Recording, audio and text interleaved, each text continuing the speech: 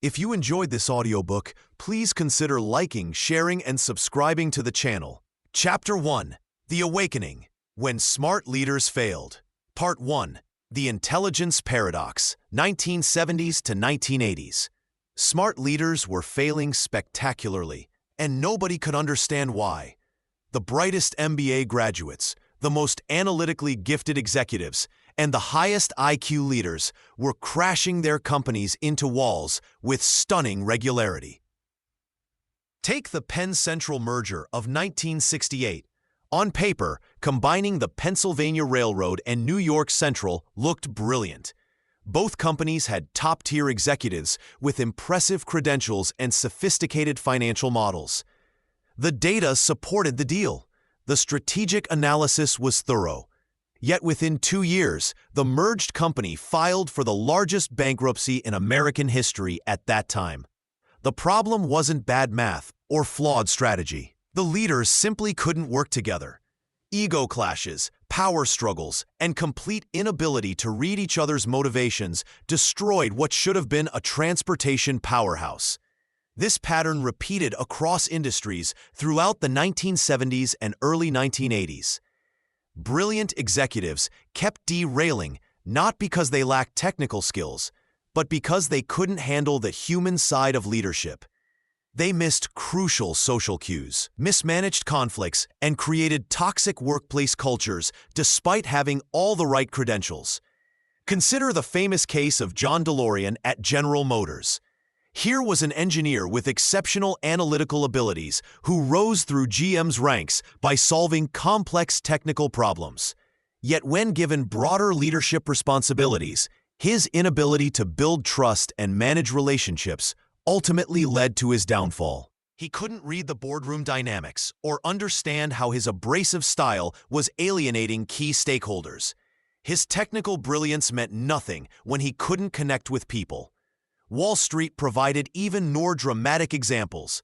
Firms hired the smartest quantitative analysts and strategic thinkers they could find, yet watched them implode under pressure during market downturns. These leaders could build sophisticated financial models, but panicked when facing uncertainty. They excelled at analyzing data, but froze when required to make decisions without complete information. The disconnect became impossible to ignore. Organizations were selecting leaders based almost exclusively on cognitive ability and technical expertise. Yet these same leaders consistently struggled with the messy realities of human behavior, organizational politics, and emotional pressure. Psychologists began noticing this pattern too. They observed that traditional intelligence tests predicted academic performance reasonably well, but failed to explain why some highly intelligent individuals succeeded in real-world leadership while others crashed and burned. Something fundamental was missing from the conventional understanding of what made leaders effective.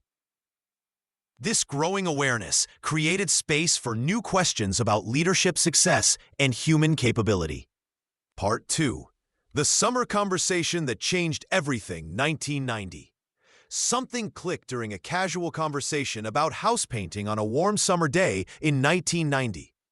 Peter Salovey and John Mayer, two young psychology professors at Yale and the University of New Hampshire, found themselves puzzling over a question that had been nagging at both of them. Why did brilliant politicians consistently make such emotionally tone-deaf decisions? The conversation started innocuously enough. Salovey was helping Mayer paint his house, and as they worked, their academic minds wandered to the political landscape around them. They watched smart, well-educated leaders stumble through scandals, misread public sentiment, and alienate allies with stunning regularity. These weren't stupid people. Most had impressive educational credentials and demonstrated analytical prowess. Yet, when it came to handling emotional situations, they seemed remarkably inept. What if emotions could be processed intelligently? Mayer wondered aloud as they took a painting break. The question hung in the summer air like a challenge to everything they had been taught about human cognition. Traditional psychology had long treated emotions as the enemy of rational thought. Emotions were seen as primitive impulses that interfered with clear thinking. Smart people were supposed to suppress their feelings and rely purely on logic.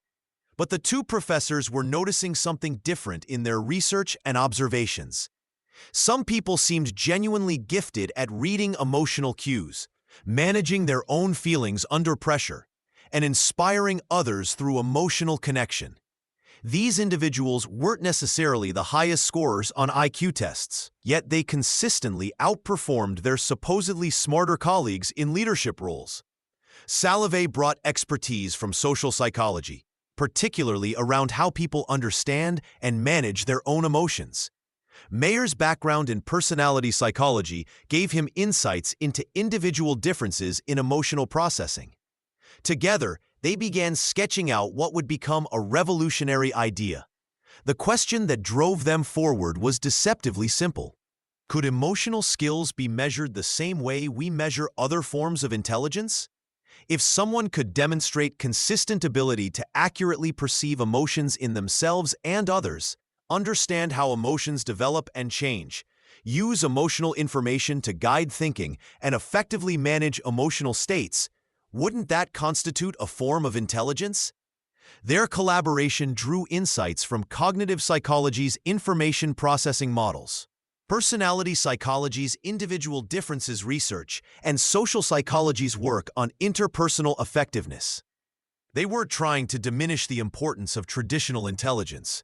Instead, they were proposing that human intelligence was far richer and more complex than anyone had previously imagined. What made their approach unique was the recognition that emotions carry information.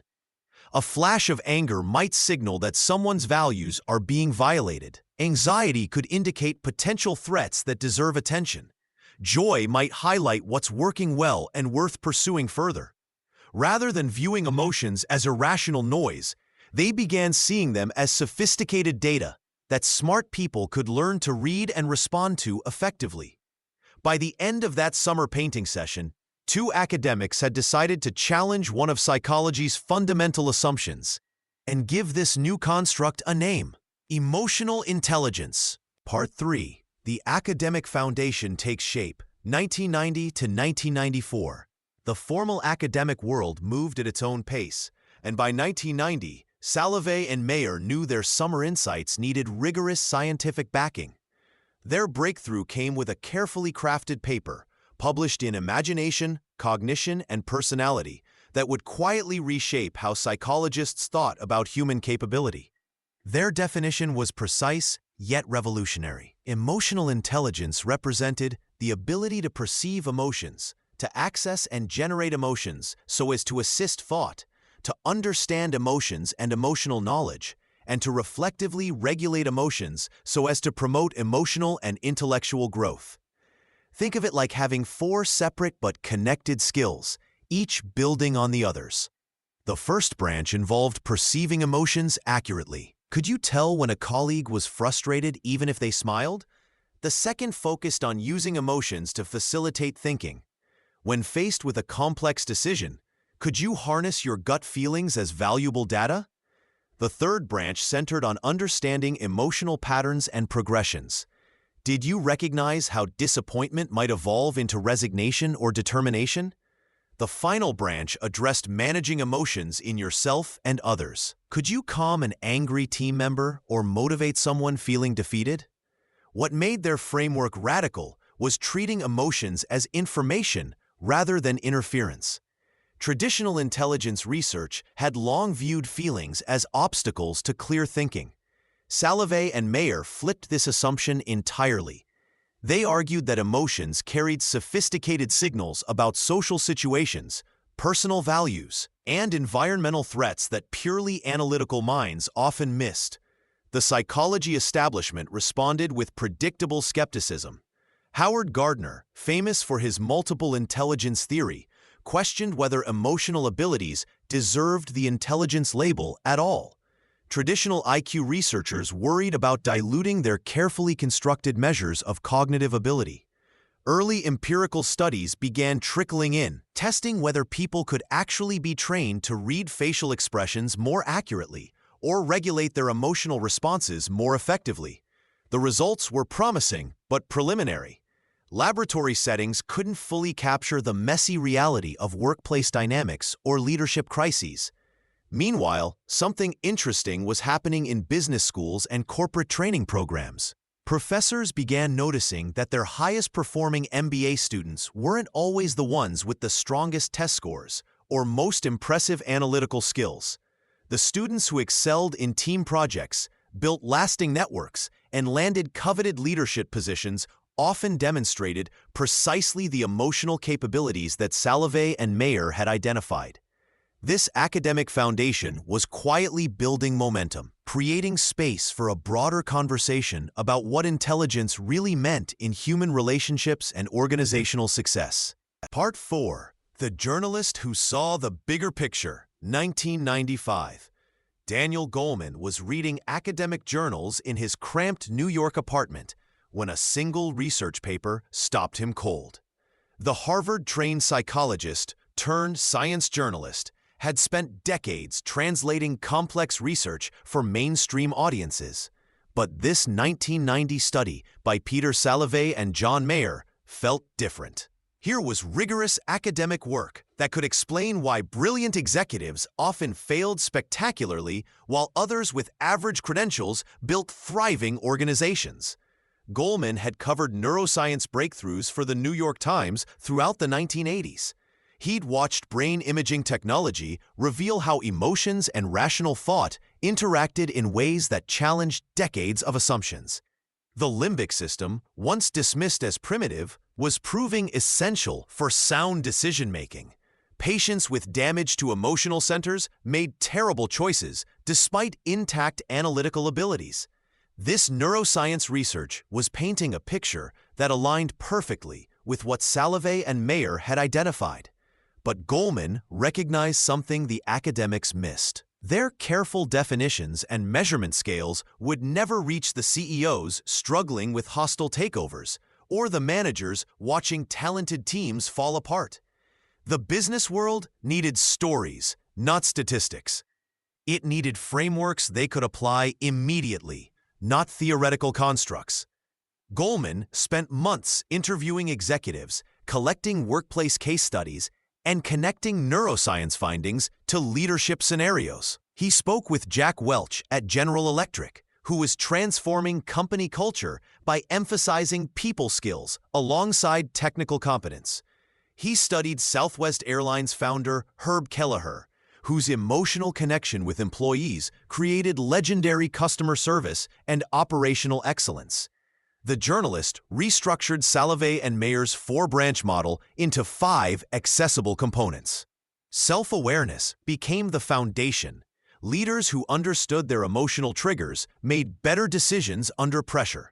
Self-regulation meant controlling impulses that could derail careers or damage relationships. Motivation focused on intrinsic drive rather than external rewards. Empathy involved reading others accurately and responding appropriately.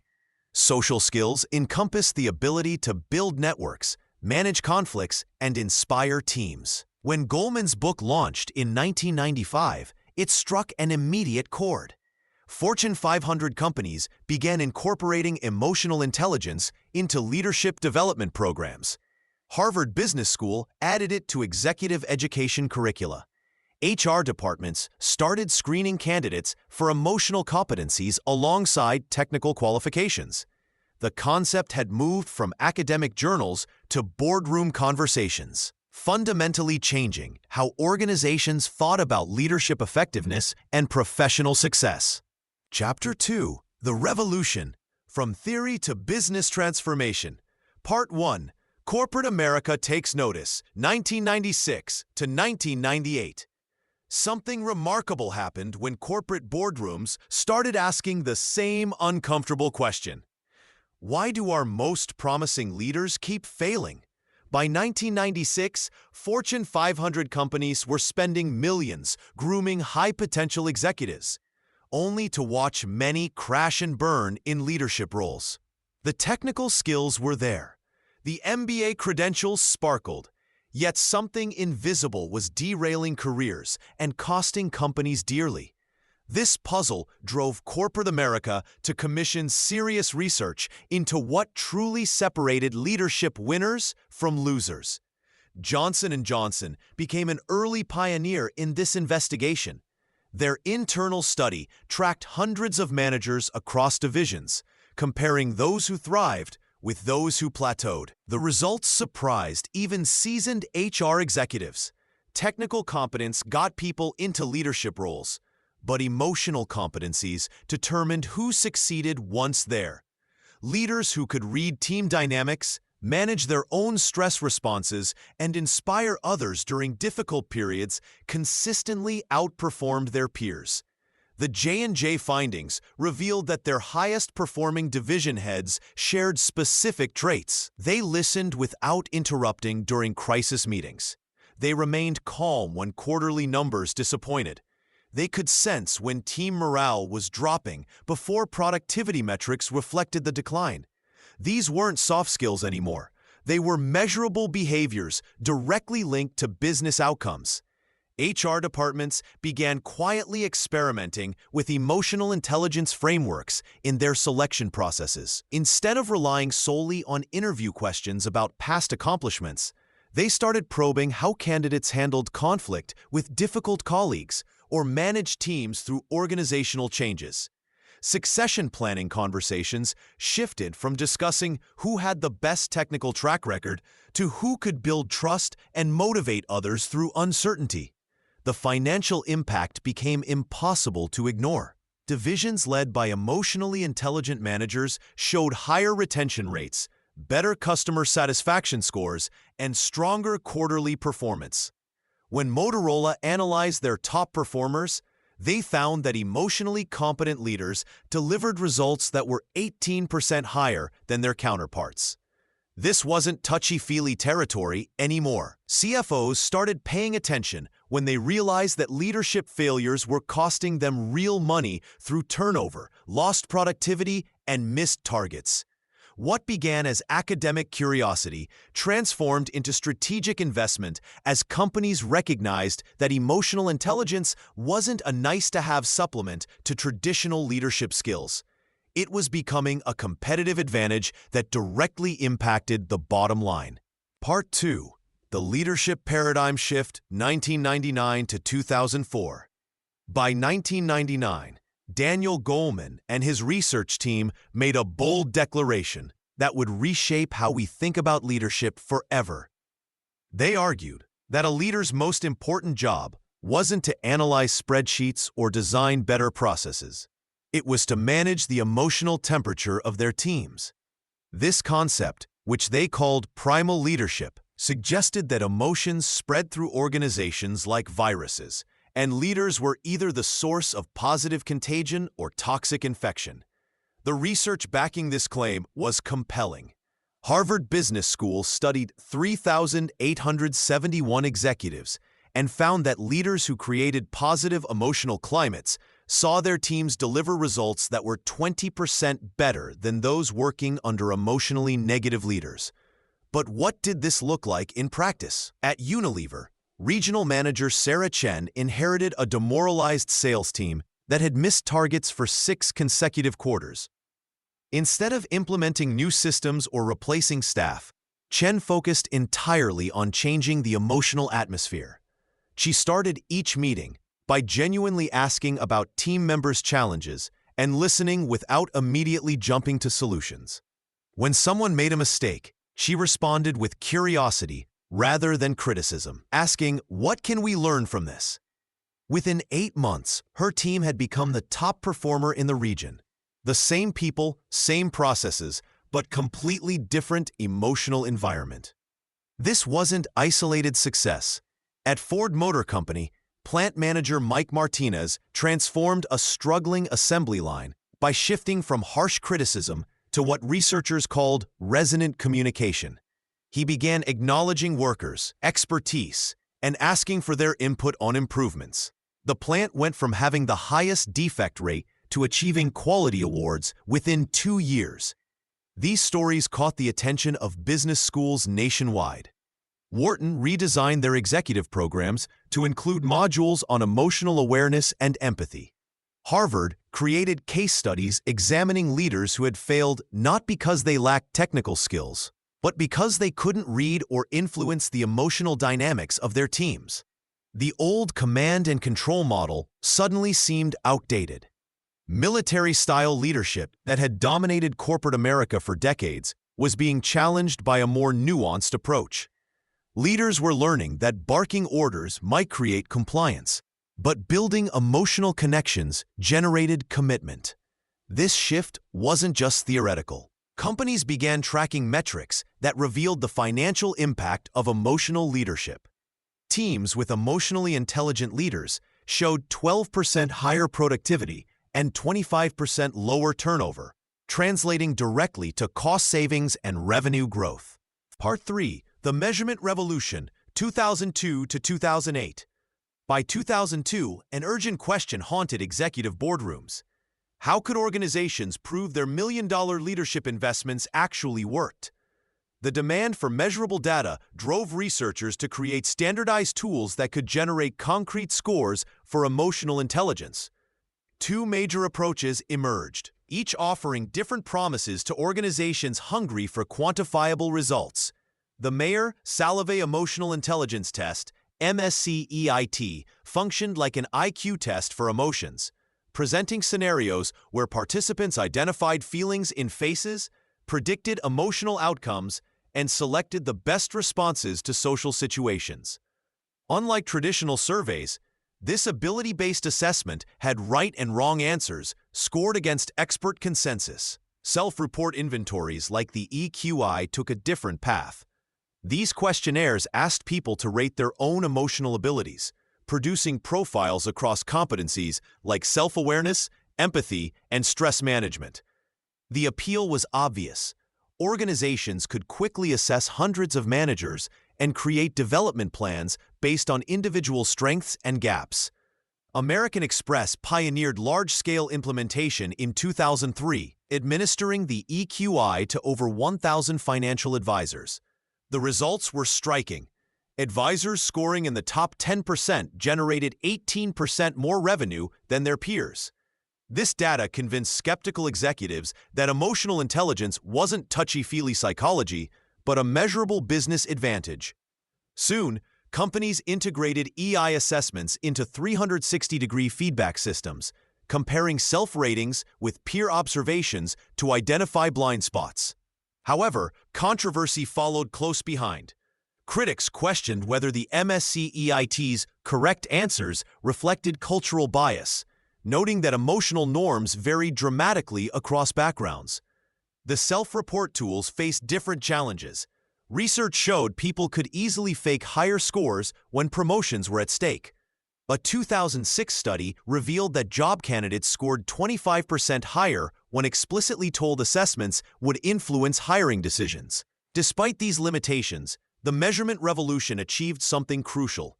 It transformed emotional intelligence from abstract theory into concrete data points that organizations could track, compare, and act upon.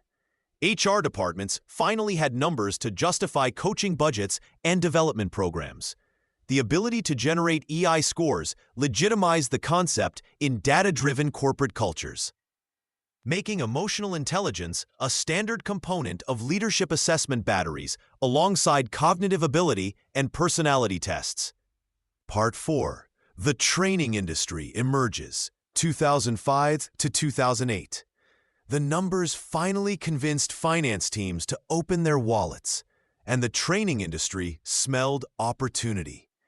Between 2005 and 2008, emotional intelligence transformed from an interesting concept into a billion-dollar development marketplace that everyone wanted to enter. Consulting giants like McKinsey and Deloitte began packaging EI workshops for Fortune 500 clients. Smaller boutique firms sprouted overnight, promising to develop emotionally intelligent leaders in 3-day intensives.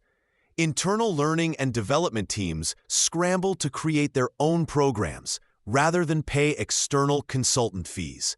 The typical structure became remarkably standardized across providers. Most programs started with self-assessment tools like the EQI or homegrown questionnaires that promised to reveal participants' emotional blind spots. Leaders would complete 40-question surveys rating their ability to remain calm under pressure or accurately read others' emotions. Results were packaged into colorful reports showing strengths and development areas across competencies like self-awareness, empathy, and social skills. The middle portion featured experiential exercises designed to practice emotional skills.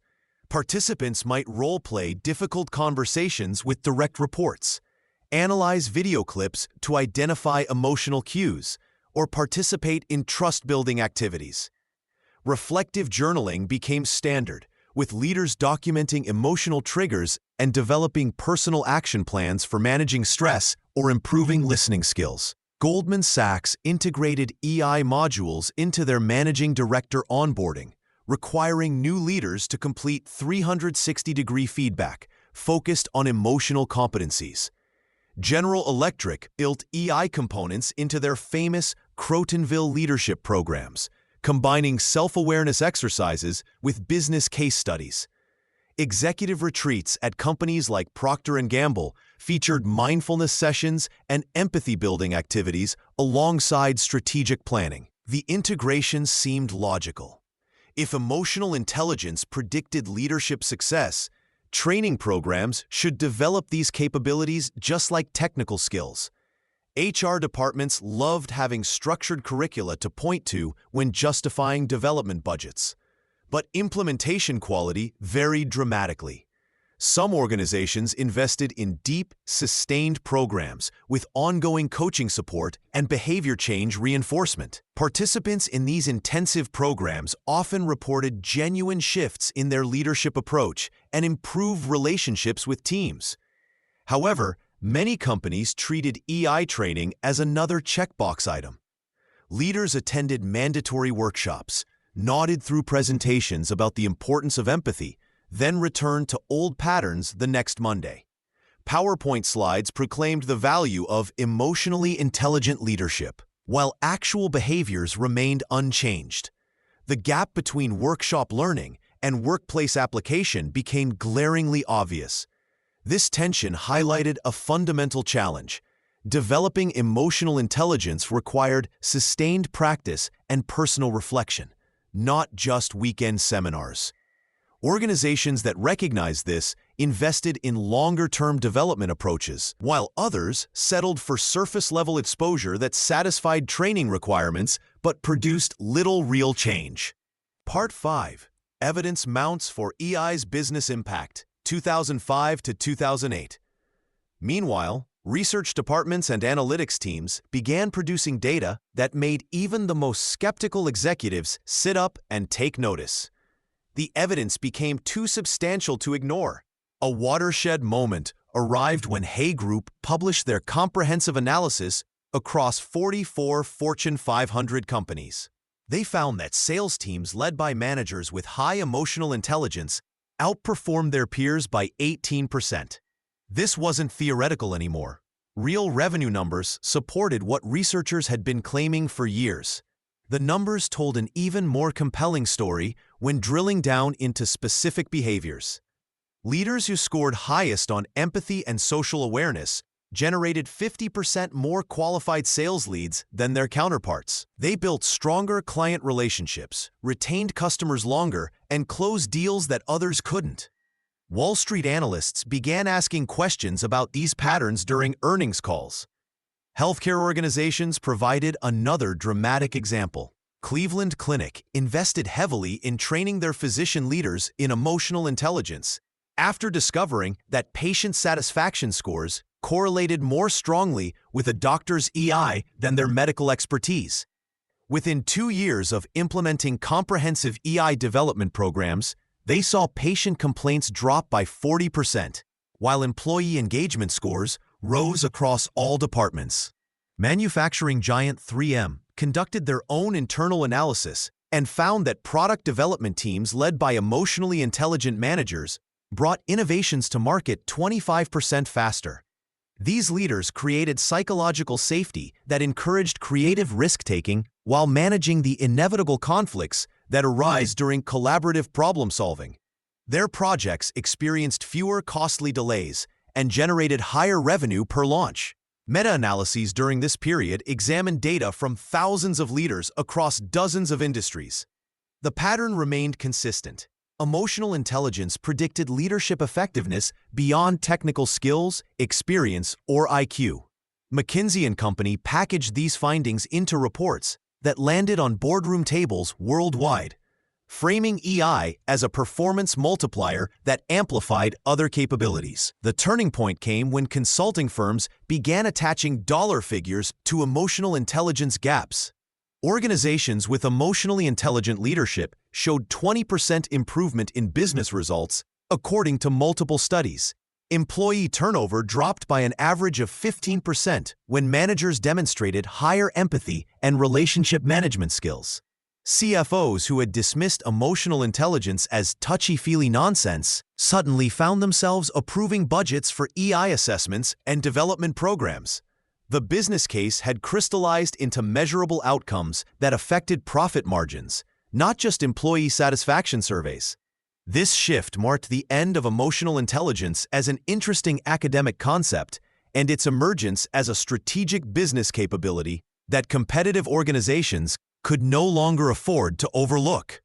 Chapter 3: The Crucible, When Emotional Intelligence Became Essential. Part 1: The Globalization Challenge, 2010 to 2015. When Unilever CEO Paul Polman took the helm in 2009, he faced a challenge that would define the next decade of leadership: managing a workforce spanning 190 countries with dramatically different cultural expectations and communication styles. The rapid expansion of global markets between 2010 and 2015 created a perfect storm of misunderstandings. Companies suddenly found themselves managing teams where a direct no from a German colleague could devastate a Japanese team member, while American enthusiasm might seem aggressive to Scandinavian partners. These weren't just cultural curiosities. They were business disasters waiting to happen. At IBM, regional managers initially struggled when their standard quarterly review processes backfired across cultures. Direct feedback that motivated teams in New York left Indian employees feeling publicly humiliated. The company's Asia-Pacific turnover spiked 23%. Four leaders recognized the problem wasn't performance. It was emotional tone deafness. Smart leaders began asking rather than assuming. When Microsoft's Satya Nadella expanded operations into emerging markets, he spent months learning how different cultures expressed disagreement, showed respect, and built trust. His teams reported that he would pause conversations to ask, "Help me understand how this feels from your perspective." This simple shift prevented countless misunderstandings that had previously derailed projects. The most successful global leaders developed what researchers now call cultural emotional intelligence, the ability to read emotions across cultural boundaries. They learned that silence in a Tokyo meeting didn't mean agreement, that passionate debate in Sao Paulo wasn't personal conflict, and that indirect feedback in Singapore often carried more weight than direct criticism elsewhere. Carlos Ghosn's early success at Nissan demonstrated this principle. He spent his first months not making decisions, but observing how Japanese employees expressed concerns, celebrated victories, and processed change. By adapting his emotional approach to match local expectations, he built trust that enabled massive organizational transformation. These leaders discovered that curiosity became their most valuable tool. Instead of imposing familiar emotional patterns, they asked questions. How do people here show enthusiasm? What does disagreement look like? How do teams celebrate success? This shift from assumption to inquiry prevented the cultural collisions that destroyed so many promising global initiatives. The stakes were enormous. Companies that failed to develop culturally intelligent leaders watched promising partnerships crumble over misread intentions and wounded feelings. But those who mastered this emotional flexibility found themselves with competitive advantages that pure technical skill couldn't replicate.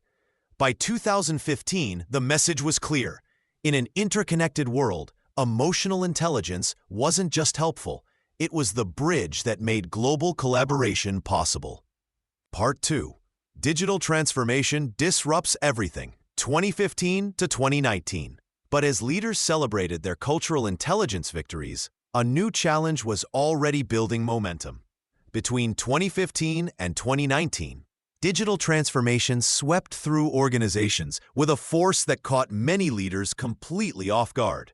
Microsoft CEO Satya Nadella faced this reality when his company shifted to a cloud-first, mobile-first strategy. Suddenly, teams that once shared physical spaces found themselves collaborating through screens, emails, and instant messages.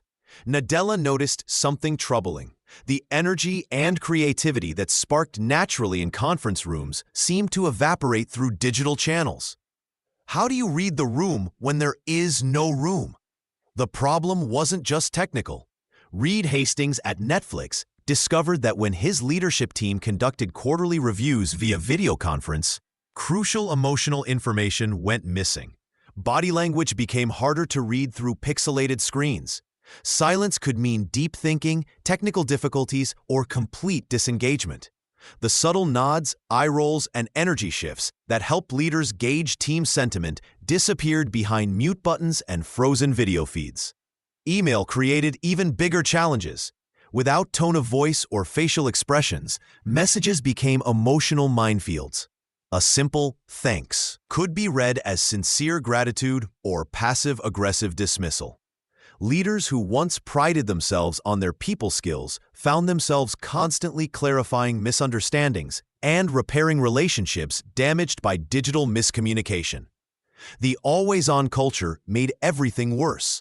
Slack notifications at 11 p.m., weekend email threads that spiraled into Monday morning conflicts. Teams spread across time zones meant someone was always working, always stressed, always feeling left behind. Leaders like Brian Chesky at Airbnb watched talented employees burn out, not from heavy workloads, but from the psychological exhaustion of never truly disconnecting. Smart leaders adapted by becoming more intentional about emotional connection. They started video calls with genuine check-ins. Before we discuss the numbers, how is everyone feeling about this project? They learned to over-communicate emotions in digital formats, using phrases like, "I'm excited about this direction," instead of just, "looks good." They created virtual coffee chats and scheduled one-on-one calls specifically for relationship building, not task management.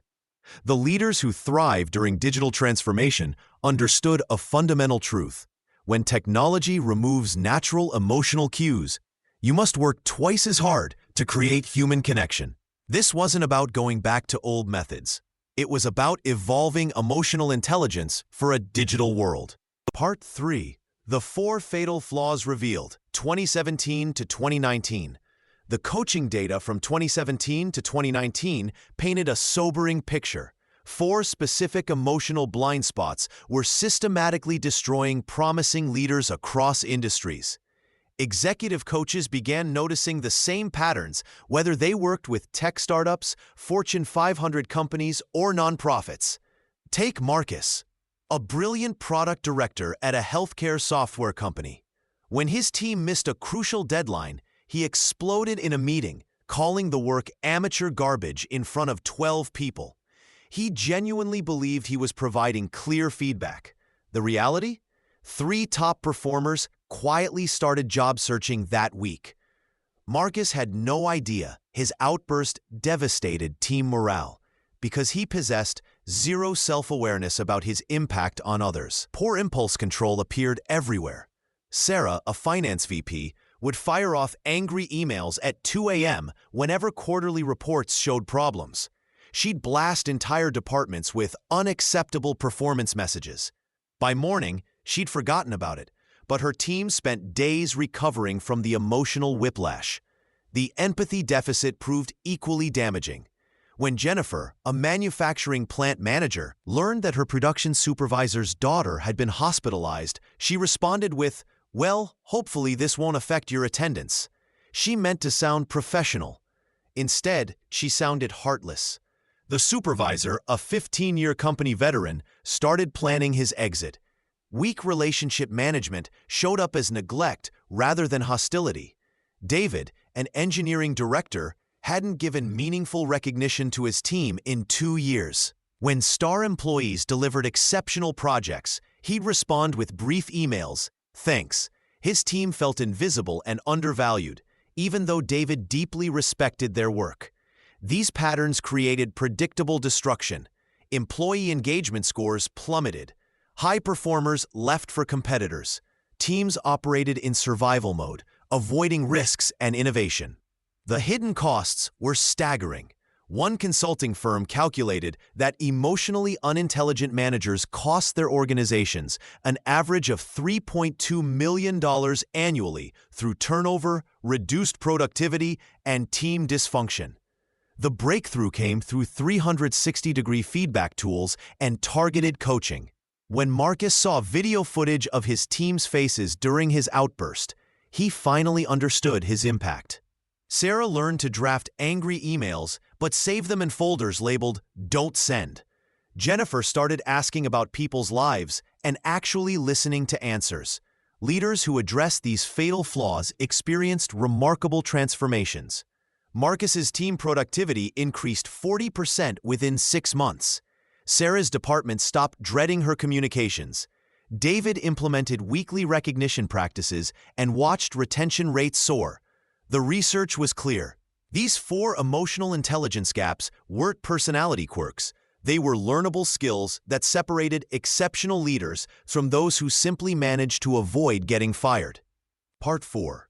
The pandemic crisis tests everything. 2020. When the World Health Organization declared COVID-19 a pandemic in March 2020, every leader suddenly faced an impossible test. Within days, organizations worldwide had to shut down offices, send employees home, and figure out how to keep businesses alive while people feared for their health and jobs. Brian Chesky of Airbnb became a masterclass in crisis leadership. As bookings plummeted by 90%, he had to lay off 25% of his workforce. Instead of hiding behind corporate speak, Chesky wrote a raw, personal letter to employees. He admitted his mistakes, took responsibility for the pain, and explained exactly how the company would support departing team members. He didn't pretend everything would be fine. He acknowledged the grief everyone felt. Compare this to leaders who sent sterile emails about right-sizing, or claimed the pandemic was just a temporary bump. Their teams felt abandoned and confused. When uncertainty runs high, people need leaders who can name the emotions everyone is feeling. Mark Benioff at Salesforce demonstrated another crucial skill during this period. He instituted daily check-ins, not about work metrics, but about how people were coping. His leadership team modeled vulnerability by sharing their own struggles with homeschooling children or caring for elderly parents. This wasn't touchy-feely management. It was practical intelligence. Teams that felt emotionally supported stayed productive while others fell apart.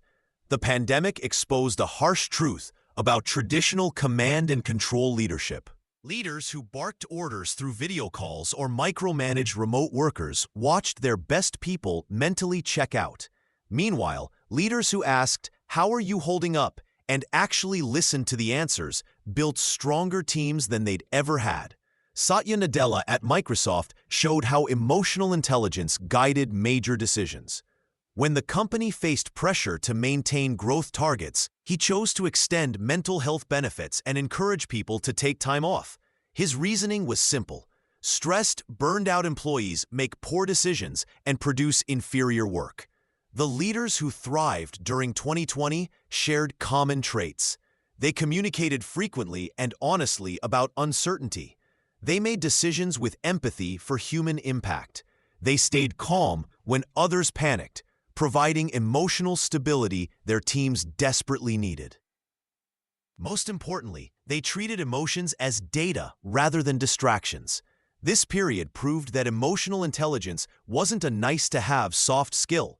It became the difference between organizations that emerged stronger and those that barely survived. Leaders finally understood that managing people's fears, hopes, and stress wasn't peripheral to business success. It was central to it. Part 5. The Great Resignation Proves EI's Value, 2021 to 2022. The mass exodus of workers that began in 2021 became the ultimate test of leadership emotional intelligence. When over 40 million Americans quit their jobs within 12 months, they weren't just leaving for better pay. They were fleeing emotionally tone-deaf managers. Microsoft's 2021 Work Trend Index revealed that 41% of the global workforce considered leaving their employer that year. The pattern was clear. Employees walked away from leaders who ignored their burnout signals, dismissed work-life balance requests, or treated them like replaceable cogs. At restaurants, retail stores, and offices nationwide, workers simply stopped showing up for managers who couldn't or wouldn't recognize their human needs. Consider the stark difference between two restaurant chains during this period. Chipotle lost thousands of employees to competitors, while simultaneously increasing wages. Meanwhile, Shake Shack retained staff by training managers to have regular one-on-one conversations about workload, personal challenges, and career goals. The difference wasn't compensation.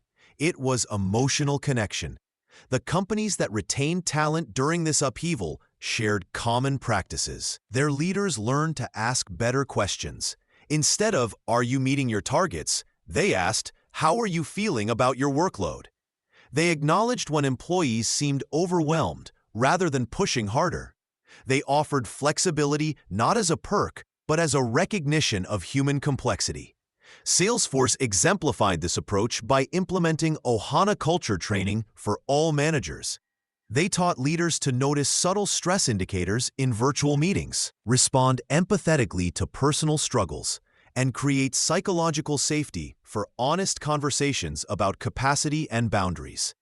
Their employee retention rates remained significantly higher than industry averages throughout 2021 to 2022. The Great Resignation revealed a fundamental shift. Workers no longer accepted the old bargain of trading their emotional well-being for a paycheck. They began evaluating potential employers based on manager emotional intelligence scores from employee review sites. Job interviews started including questions about how leaders handle stress, provide feedback, and support work-life integration. This period proved that emotional intelligence had moved from nice-to-have to business-critical. Organizations with emotionally intelligent leaders didn't just survive the talent shortage, they used it as a competitive advantage to attract the best people from competitors who still treated emotions as workplace distractions. Chapter 4. The Transformation, Success Stories and Proven Models. Part 1. Microsoft's Cultural Revolution, 2014 to 2020. When Satya Nadella stepped into Microsoft's CEO office in February 2014, he inherited what employees called a know-it-all culture, where internal competition mattered more than customer success. Teams hoarded information, executives interrupted each other in meetings, and the infamous stack ranking system pitted colleagues against each other for survival. Microsoft was hemorrhaging talent to Google and Amazon, while missing mobile and cloud opportunities. Nadella's first move surprised everyone. Instead of announcing strategic pivots or cost cuts, he shared his personal story about his son Zane, born with cerebral palsy. This vulnerability from the top executive shocked a culture accustomed to armor-plated leadership. He explained how caring for Zane taught him empathy and shifted his perspective from know-it-all to learn-it-all. The transformation began with simple behavioral changes that rippled throughout the organization. Nadella started meetings by asking, "What are you learning?" rather than demanding status updates. He instituted listening tours, where he spent hours with employees at all levels, asking about their challenges without offering immediate solutions. When executives brought him problems, he would pause and ask, What does the customer think about this? Performance reviews underwent a dramatic overhaul. The brutal stack ranking system disappeared, replaced by conversations focused on growth and collaboration. Managers learned to ask, "How can I help you succeed?" instead of, "Why didn't you hit your numbers?" The company introduced one-week hackathons, where traditionally siloed teams worked together, breaking down barriers that had existed for decades. Cross-team collaboration became a measurable leadership competency. Leaders were evaluated not just on their team's results, but on how well they helped other teams succeed. Engineering started sharing code libraries freely. Sales teams began referring customers to competitors when Microsoft couldn't serve them best. The cultural shift showed up in product development. Microsoft's partnership with Apple on Office for iPad, unthinkable under previous leadership, demonstrated the new collaborative mindset. The company's mobile-first, cloud-first strategy required unprecedented cooperation between Windows, Office, and Azure teams. Employee engagement scores rose from 78% to 91% within 3 years.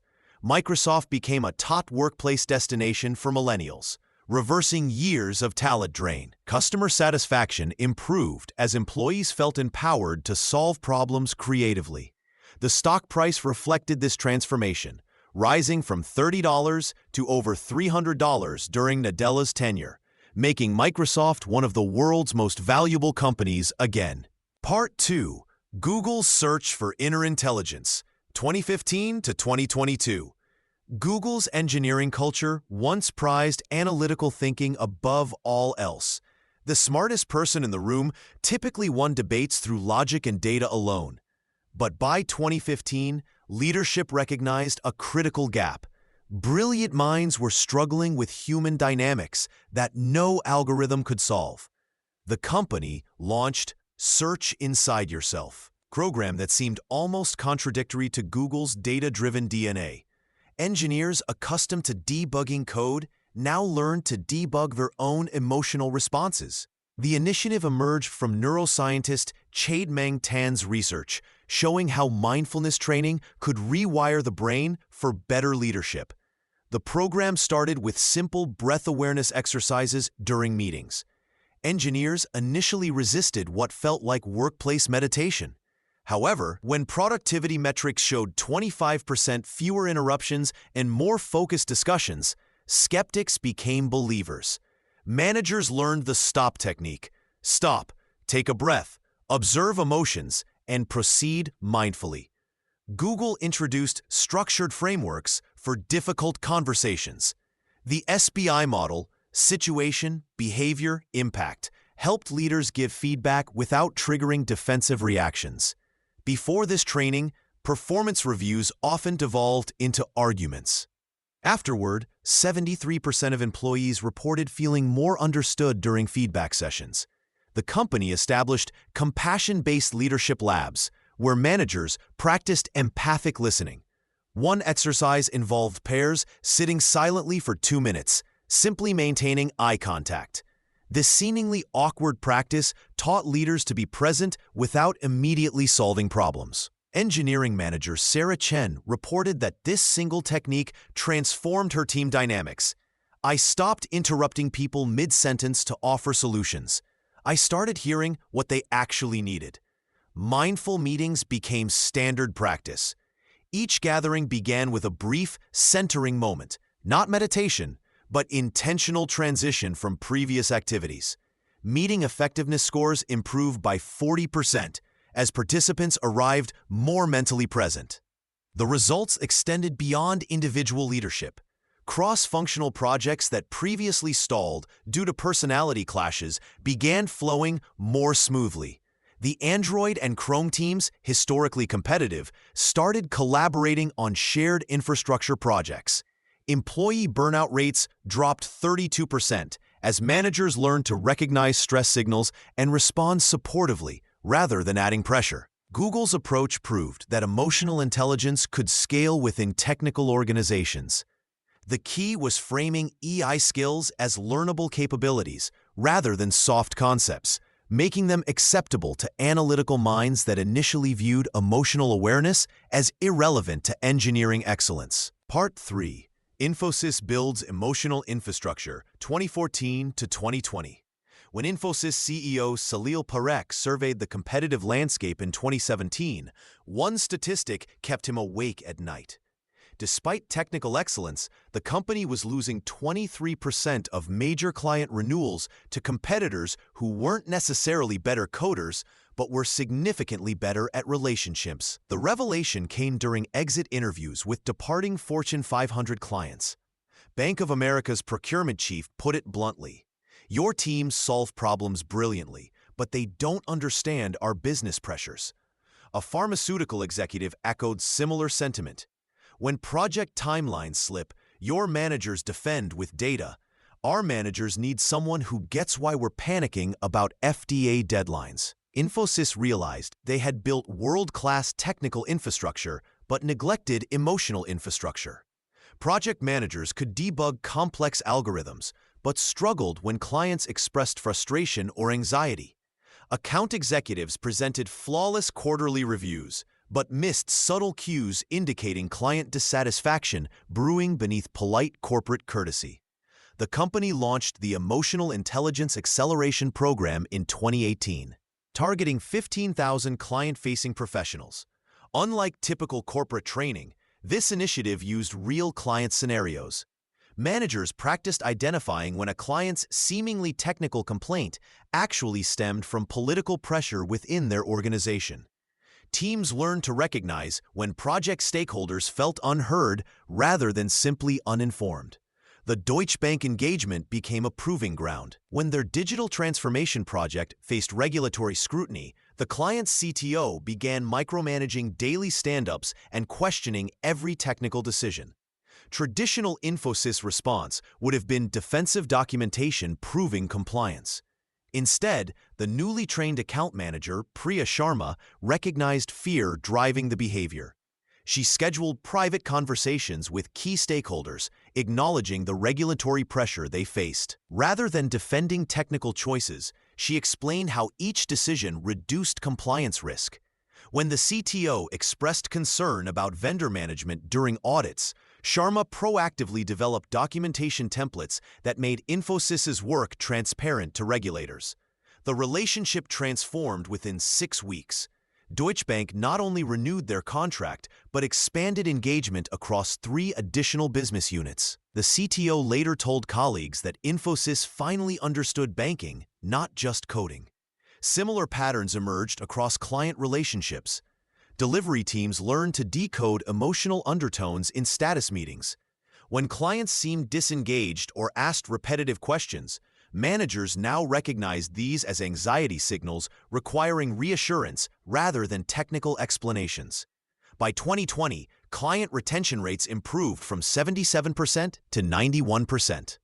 More importantly, average contract values increased 34% as emotionally attuned account teams identified expansion opportunities through deeper relationship understanding. Part 4. Patagonia connects purpose with emotion, 2010 to 2023. When CEO Ryan Gellert took the helm at Patagonia in 2020, he inherited a company where emotions ran deep. Employees didn't just work for outdoor gear. They lived and breathed environmental activism. This passionate workforce could become Patagonia's greatest strength or its biggest challenge, depending on how leadership chose to engage. Gellert understood that traditional corporate leadership wouldn't work here. When the company faced criticism for using factories in countries with questionable labor practices, he didn't hide behind PR statements. Instead, he organized company-wide listening sessions where employees could voice their frustrations directly. Sarah Chen, a product designer, later described feeling heard for the first time in her corporate career when Gellert acknowledged her concerns about supply chain transparency and committed to quarterly progress updates. The real test came in 2022 when Patagonia founder Yvon Chouinard announced he would donate the company to fight climate change. This decision sparked intense internal debates about the company's future direction. Some employees worried about job security. Others questioned whether the new ownership structure would dilute their activist mission. Gellert spent weeks in small group discussions, not selling the decision but genuinely listening to fears and suggestions. He validated concerns about uncertainty while connecting individual roles to the larger environmental mission. When warehouse workers worried about layoffs, he explained how their efficient distribution reduced carbon footprint. When marketers questioned their relevance in an activist organization, he showed them data on how authentic storytelling had increased customer loyalty by 23% over 3 years. This emotional approach to leadership paid off measurably. During the 2021 supply chain crisis, when competitors struggled with demoralized teams, Patagonia's employees worked overtime voluntarily. They understood how delayed shipments affected the company's ability to fund environmental causes. Employee engagement scores remained above 85% even during the ownership transition uncertainty. Most remarkably, when Patagonia took controversial stands on issues like Bears Ears National Monument, sales actually increased.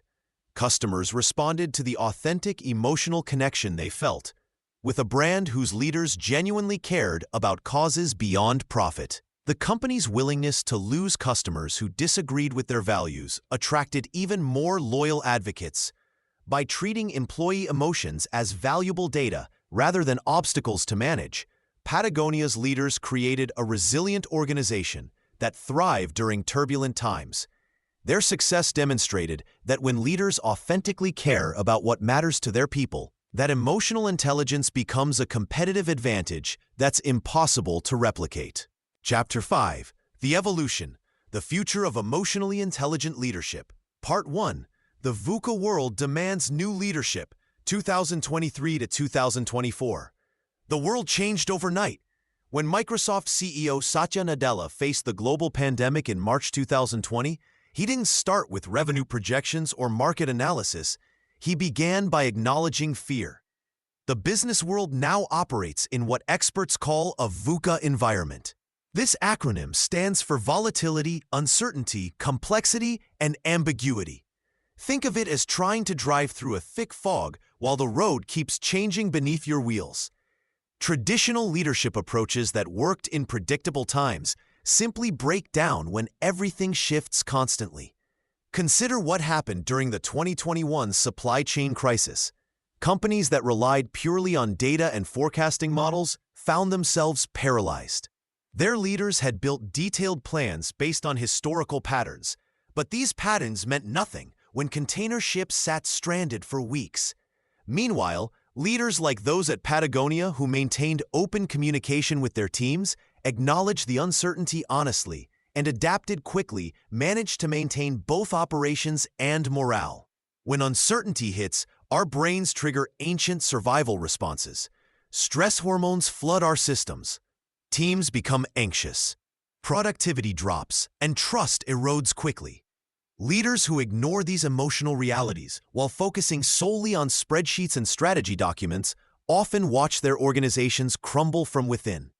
Emotionally intelligent leaders approach VUCA differently. They recognize that their primary job isn't to eliminate uncertainty, but to help people navigate it. When Airbnb's Brian Chesky faced the pandemic's devastation of travel, he didn't pretend to have all the answers. Instead, he created regular communication channels where employees could express concerns and receive honest updates about the company's situation. This approach requires specific skills. Leaders must learn to read the emotional temperature of their teams through subtle cues in video calls, brief interactions, and changes in work patterns. They need to communicate with clarity while admitting what they don't know. They must create psychological safety where people feel secure enough to share problems and propose solutions. The most successful leaders in VUCA environments become emotional stabilizers. When Jacinda Ardern led New Zealand through the Christchurch shooting and COVID-19, she consistently demonstrated empathy while maintaining decisive action. She showed that acknowledging pain and uncertainty doesn't weaken leadership, it strengthens it by building trust. In our rapidly changing world, emotional intelligence has become as crucial as financial acumen. Leaders who master both will guide their organizations through any storm. Part 2. Empathy becomes a leadership metric, 2024 to 2025. Microsoft's 2024 leadership review process now includes an empathy score derived from employee feedback on how managers respond to personal challenges and workplace stress. This shift represents a fundamental change in how organizations measure leadership success. Companies like Salesforce and Unilever have started integrating emotional intelligence metrics into their performance management systems. They track how leaders handle difficult conversations, support struggling team members, and create inclusive environments. These measurements come from 360-degree feedback surveys that ask specific questions about empathy, active listening, and emotional support. The data tells a clear story. Organizations with emotionally intelligent leaders show 22% higher employee retention and 31% better team performance, according to recent studies by the Center for Creative Leadership. When leaders score high on empathy metrics, their teams report greater psychological safety and job satisfaction. HR departments now use people analytics dashboards that monitor relationship quality alongside traditional business outcomes. These systems track patterns in one-on-one meetings, response times to employee concerns, and follow-up actions after team feedback. Leaders who consistently demonstrate care and understanding receive higher leadership scores. This measurement revolution changes career advancement. At companies like Google and Johnson & Johnson, promotion decisions now include assessments of coaching effectiveness and team well-being improvements. Bonuses increasingly reflect not just revenue targets, but also employee engagement scores and inclusion metrics. The shift forces leaders to develop new skills. They must learn to ask better questions, create safe spaces for difficult conversations, and respond thoughtfully to emotional needs. Many organizations provide empathy training and emotional intelligence coaching to help leaders meet these new expectations. Board members increasingly scrutinize leadership culture alongside financial performance.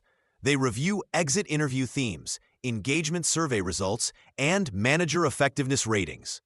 Directors ask pointed questions about how leadership behavior affects company culture and long-term sustainability. This transformation redefines success itself. Results now encompass both business outcomes and human flourishing. Leaders who previously focused solely on numbers must now demonstrate genuine care for their people. The most effective leaders embrace this change, recognizing that emotional connection drives better business results. The message is clear. Organizations are formalizing what many have long suspected. How leaders make people feel directly impacts performance, innovation, and growth. Part 3. The Hybrid Work EI Challenge 2024 to 2025. Remote team members feel overlooked while office colleagues dominate conversations and climb promotion ladders faster. The shift to hybrid work creates emotional minefields that traditional management approaches cannot solve. When Sarah notices her remote developers staying quiet during brainstorming sessions while office-based teammates interrupt freely, she recognizes this isn't about technology, it's about human psychology. Remote workers often feel invisible, leading to decreased engagement and higher turnover rates. Microsoft's 2023 Work Trend Index revealed that remote employees are 43% more likely to feel excluded from important conversations. This exclusion breeds resentment and erodes trust. Leaders must actively design meetings that give everyone equal voice. Sarah started using structured turn-taking, requiring silent brainstorming before verbal discussion, and rotating meeting times to accommodate different schedules fairly. Physical presence creates subtle advantages that emotionally intelligent leaders must consciously redistribute. When office workers grab coffee with executives or overhear strategic discussions, remote colleagues miss these relationship-building moments. Reed Hastings at Netflix addressed this by implementing rotation equity, ensuring remote workers receive first access to certain opportunities and leadership interactions. Communication delays in hybrid settings amplify emotional misunderstandings. A delayed response to a Slack message can trigger anxiety about job security or perceived indifference. Leaders need explicit agreements about response times and communication channels. Buffer's leadership team established clear expectations. Urgent items warrant immediate responses, while routine matters allow 24-hour windows. Reading emotional climate across distributed teams requires new skills. Traditional leaders relied on body language and hallway conversations to gauge team morale. Now they must interpret emoji usage, meeting participation patterns, and survey responses. Spotify conducts weekly pulse surveys asking specific questions about workload stress, connection levels, and support needs. The most successful hybrid leaders create intentional touchpoints for relationship building. They schedule informal virtual coffee chats, celebrate achievements publicly across all channels, and ensure career development conversations happen regularly with both remote and office-based team members. Boundaries blur when homes become offices, creating emotional spillover that affects entire teams. Leaders must model healthy limits while supporting employees who struggle with separation. Companies like Shopify introduced meeting-free Fridays and encouraged employees to physically separate workspaces when possible. Future hybrid success depends on leaders who can maintain human connection across digital divides. They must actively combat proximity bias, create equitable access to opportunities, and respond sensitively to the unique stressors of distributed work. The organizations that thrive will be those whose leaders master the art of making every team member feel seen, valued, and included regardless of their physical location. Part 4. Beyond EQ, the Multi-Intelligence Future, 2025 to 2030. The future of leadership looks radically different from today. Instead of focusing solely on emotional intelligence, forward-thinking organizations are building leaders who master multiple interconnected intelligences that work together like instruments in an orchestra. Consider Microsoft's transformation under Satya Nadella. His success stems not just from emotional awareness, but from cultural intelligence that helped him understand global markets, adaptability quotient that drove the company's cloud pivot, and moral intelligence that shaped ethical AI principles. When Nadella took over in 2014, he didn't just read the room emotionally. He read cultural tensions between teams, adapted to mobile-first disruption, and made tough moral choices about privacy and data use. Cultural intelligence becomes critical as teams span continents and generations. Unilever's leadership development now requires executives to work across at least 3 cultures before promotion. They learn that an American's direct feedback style might devastate a Japanese colleague, while a German's structured approach could frustrate a Brazilian team member. Emotional intelligence provides the foundation, helping leaders sense discomfort or confusion, but cultural intelligence guides the appropriate response. Adaptability quotient measures how quickly leaders adjust their thinking and behavior when conditions change.